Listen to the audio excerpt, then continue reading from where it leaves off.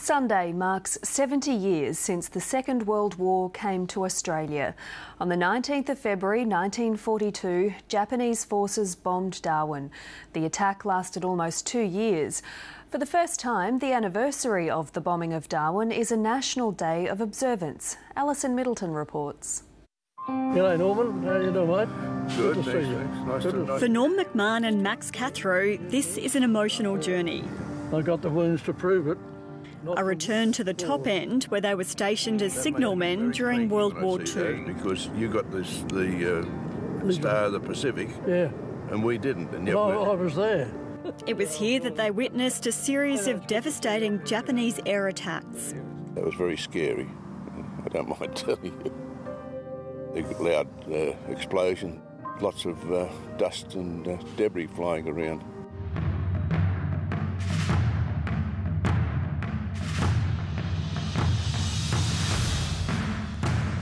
The first air raid on the 19th of February 1942 took Darwin by surprise.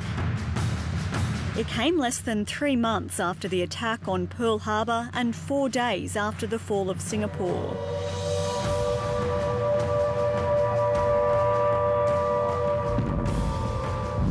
The Japanese launched 188 planes from aircraft carriers, and bombs rained down on the harbour and town. We lost 10 ships, around 250 people, 30 aircraft, and chaos resulted.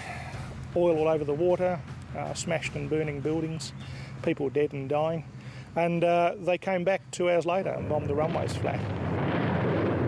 The only time in Australian history when we've felt the whole impact of modern war. There was a total lack of leadership. There was no organisation beforehand, and there was no leadership on the day. And that's a simple formula for chaos. That first raid left much of the town in ruins.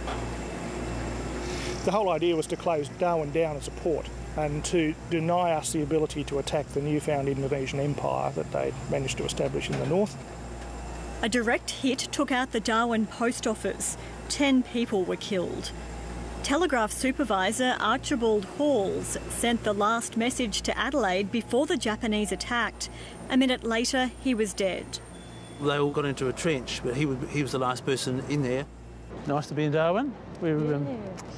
Archibald Hall's grandson, Hugh McGarry, has travelled to Darwin with his wife Ruth to see the place where his grandfather died. A memorial in the Northern Territory Parliament marks the spot where the post office once stood. It's actually important to remember our history. On Anzac Day we remember acts of gallantry, but what civilians did up here, as well as the military, is just tremendous, actually, equal acts of gallantry and bravery. Office of the British Australian Telegraph Company. It's Hugh McGarry's first trip to Darwin from South Australia. It's a journey that has special meaning for him.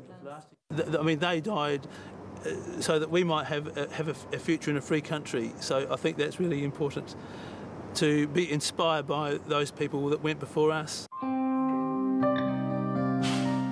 On the 70th anniversary of the first bombing raids, the nation is paying tribute to those who died in Darwin. In the days after the bombing, the official death toll was just 17. Historians say many Australians are only now becoming aware of what happened all those years ago.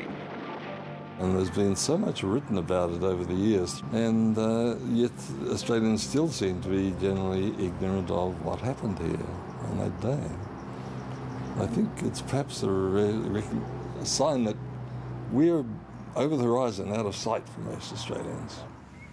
I think it takes time to seep into the psyche of people down south. They didn't know about it then. It was minimised, the damage that was inflicted on the 19th of February, after that, to a small degree, although it seeped into the papers and so on.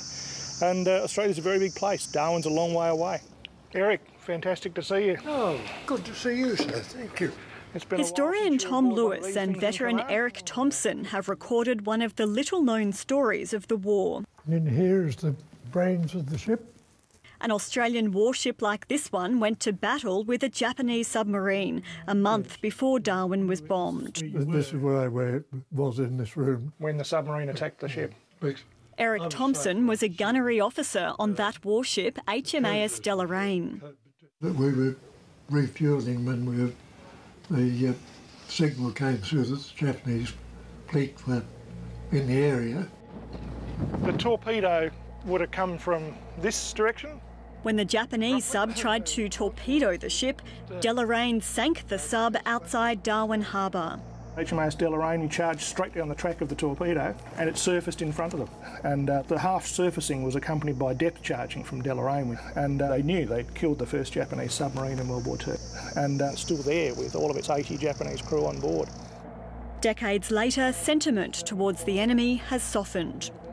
From a long time when the war was over, we hated the Japanese, and particularly as my second elder brother was a prisoner of war of the Japanese. It didn't make me like them very much, but of course I've come to realise that we've got to love them now.